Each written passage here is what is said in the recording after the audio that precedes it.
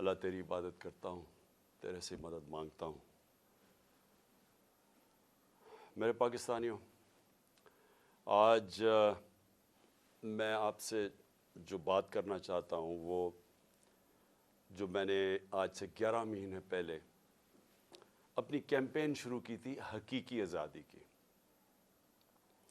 میں پھر سے آپ کو اور میں خاص طور پہ اپنے نوجوانوں کو یہ بتانا چاہتا ہوں کہ دیکھیں حقیقی آزادی ہوتی کیا ہے۔ میں کافی آپ کو سمجھا چکا ہوں، کیونکہ ایک ملک کا لیڈر ایک باپ کی طرح ہوتا ہے۔ اس کا کام یہ نہیں ہوتا کہ ووٹس لے کے الیکشن آنا، اس کا کام ہوتا ہے اپنی قوم کی تربیت کرنا۔ تو میرا ایک تجربہ ہے، 70 سال میری عمر ہے، ساری دنیا میں پھر چکا ہوں۔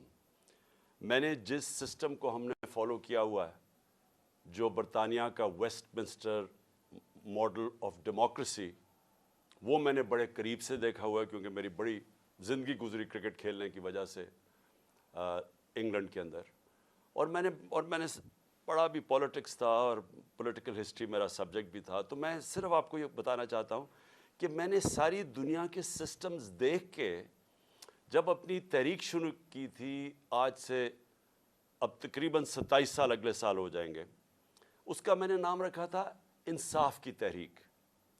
انصاف کی تحریک وہ ہے جس کو کہتے ہیں رول آف لا، قانون کی حکمرانی۔